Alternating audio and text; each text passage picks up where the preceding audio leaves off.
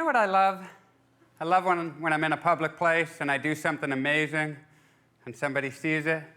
You have like a random moment of greatness and there's witnesses. It doesn't even have to be anything big. Like you ever like knock your hat off your head and you like catch it behind your back.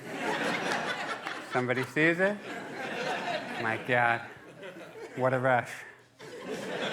Rush. I was at an airport and I was going through security and they wouldn't let me take my water through. Very dangerous. And so I chugged my water and then I was looking around for the nearest recycle bin and I found it. It was like 15 feet away. And I was like, I'm going for it. And so I started aiming it. There was no water left in this, you know. It required a lot of precision, very light. And then the actual bin just had a tiny little circle, just big enough for a can or a bottle to go in. So high degree of difficulty, but I'm like, I'm doing this. I'm going for it. I throw it, perfect rotation, right in the hole, just disappeared. And I mean, there were like, everybody in line saw the whole thing go down. And, you know, yeah, thank you. Thank you so much. Yeah. I don't want to make up a story and say they all started clapping or something, but they wanted to. They wanted. I saw a couple people even bring their hands up and they're like, okay, we're in an airport, let's relax. But what a rush. That was 8 years ago. I still think about it every day. Those random moments of greatness. It's got to be random, though. It's got to be an accident. You can't tell people you're about to do something amazing. You know these people who are like, hey, watch this. Watch this. Whenever somebody says, hey, watch this, I'm like, I hope you fail so bad right now. One time my buddy was like, hey, watch this, and he had a peanut M&M. He threw it like 10 feet in the air, opened his mouth. The M&M came down, hit his front tooth, broke his tooth in half. Oh, my God, it was incredible. Oh. I was like, thank you so much for telling me to watch that. I needed that. Yeah, thank you.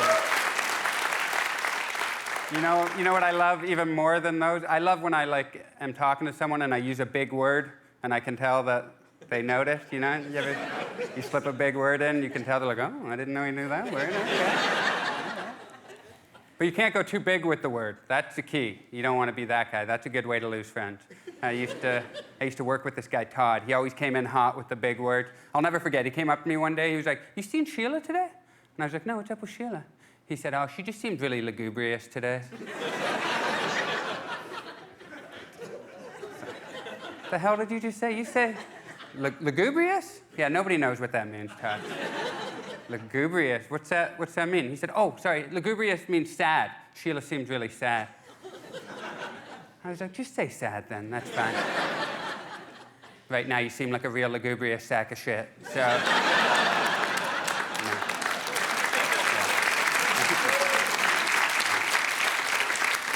Now, the key is you don't go too big. You go just big enough to make an impact, but not so big that it disrupts the flow of the conversation. That sweet spot. You know, I was bowling with a buddy, and he had one of those amazing shots, you know, where he like bowled it, and then almost went in the gutter, and then curved at the last second, came back, knocked them all down. It was a strike. It was a hell of a shot. And he was walking back towards me. He was all pumped up. And I was like, hey, man, that was a hell of a shot. I was worried for a second, because you were right on the precipice. And, yeah, it made an impact.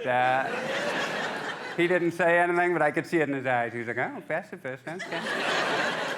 We moved on. I got the ego boost. It was a beautiful moment. But my problem is after I use a big word, I get real possessive.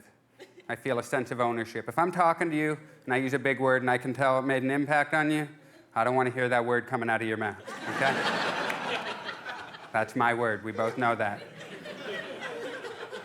It's a dark feeling, but it's real. I know it's real, because after I bowled my turn, I was walking back, and my buddy was talking to the two girls in the lane beside us, and they must have complimented his shot, because as I was walking back, I heard him talking to them, and he was like, oh, thank you so much. I was worried for a second, because it was right on the precipice. I was like, what the I was like, hey, man, can I talk to you for a second over here? He was like, yeah, what's up? I'm like, what's up? So you're using precipice now. You didn't even know that word 5 minutes ago, dude. He said, I did too. I said, you did not. He said, I did too, okay? Stop admonishing me. All right. That's my bad. That's on me. Didn't realize I was talking to a fellow Sesquipedalian over here. That's on me. That's on me. And he said, indubitably. I was like, relax, bro, relax. It's only you and me.